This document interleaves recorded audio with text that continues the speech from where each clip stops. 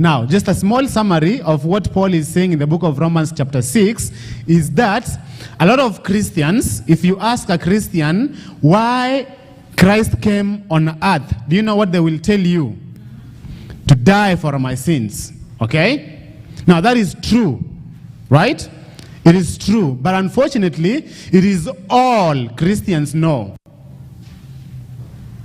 They think that Christ's role, what he came to do was to do what? Just die for my sins and that's it. They don't know what it means.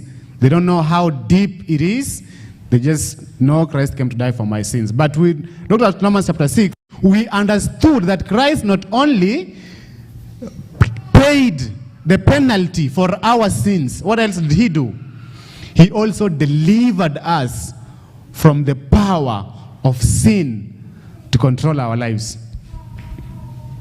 And I'm going to explain what that means for those who are not here. Paul says, before we came to Jesus Christ, we were slaves, okay? We were slaves. In other words, we were dead to sin. Ephesians 2, from verse 1 to 3. Before we came to Jesus Christ, we were dead in trespasses, okay? But now that we have come to Jesus Christ, we are dead to sin. That's what chapter 6 and verse 1 says.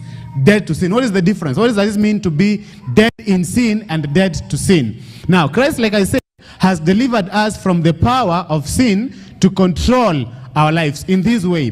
Before we came to Jesus Christ, we were slaves. And I hope you know who a slave is, okay? A slave has no right. Actually, NIV says a slave has no permanent place in a family, okay? But a son belongs to it forever. So we were slaves. In other words, we had no choice. And in terms of freedom, we actually had no freedom. Okay? And the illustration that I used here was, if you give a cigarette to a drug addict, this guy has no freedom. Why? Because he can't choose not to take it.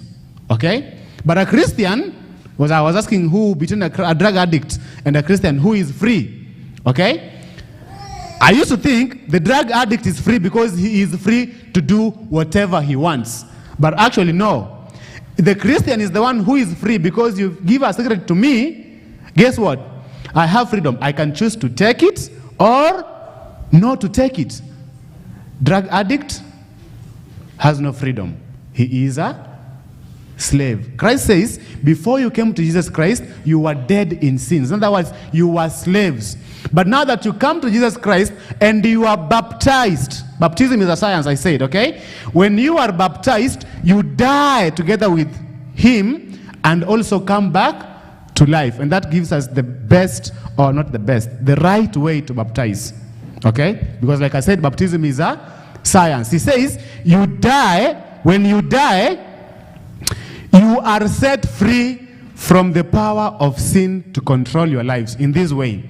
If you're a slave and you have a slave master, okay, and you die, death is the only freedom a slave knows. I need you guys to follow very carefully because this is important.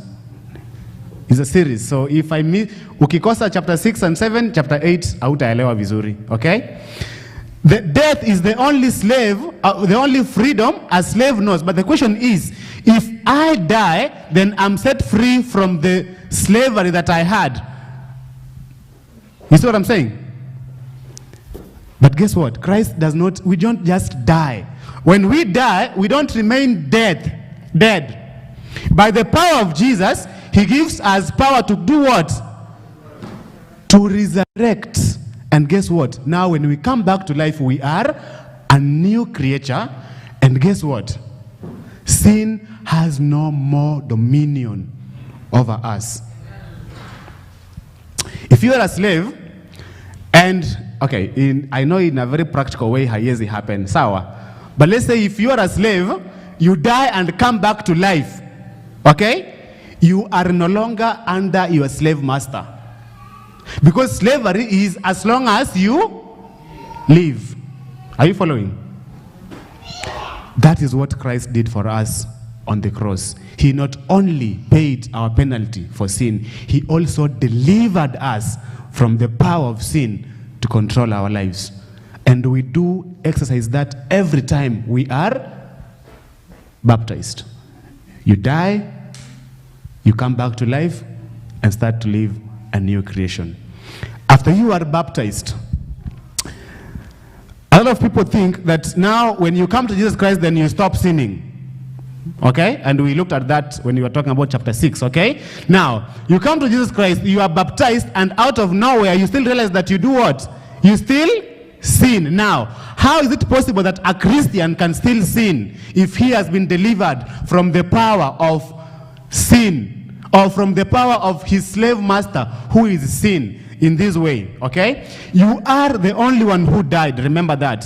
The slave master called sin didn't die. Are you following? And so, he can still continue giving you orders. But now, for the first time, you can look him in the eye and say, no. I don't have any power, or I don't have to do what? To obey you. Why? Because I am not your slave. The slavery that I had with you was what? Broken. So then, listen. If we come to Jesus Christ and we still sin, as a Christian, it is because we do what? Because we choose. Because we choose. Why? Because as a Christian, you have freedom. Then somewhere in Galatians chapter 5, Paul says, guys, it is for freedom that Christ set you free. Now listen, Christ has delivered us from the power of sin to control our lives. And guess what? Some of us are still choosing to go back into slavery. Isn't that sad? Christ has delivered you. It's like umeshikwa uachiliwe, and then by your own voluntarily you take yourself back to prison and get locked up again. Like, really? Paul says in Galatians 5:1, it is for freedom that Christ set us free. Now, chapter 6 and verse 11 says something very important. Now, reckon ye yourselves also to be dead unto sin, but alive unto Jesus Christ. In other words, believe that. By the way, how are we saved? We are getting there. By grace, through faith. Faith. In other words, believe that when you came to Jesus Christ and you die, you are baptized, you died together with him, set free from the slave master, now you came back to life, a new creature. And now sin has no more dominion over your life. Believe that. That's what Paul is saying. Believe it, because it's true. That's how we are saved.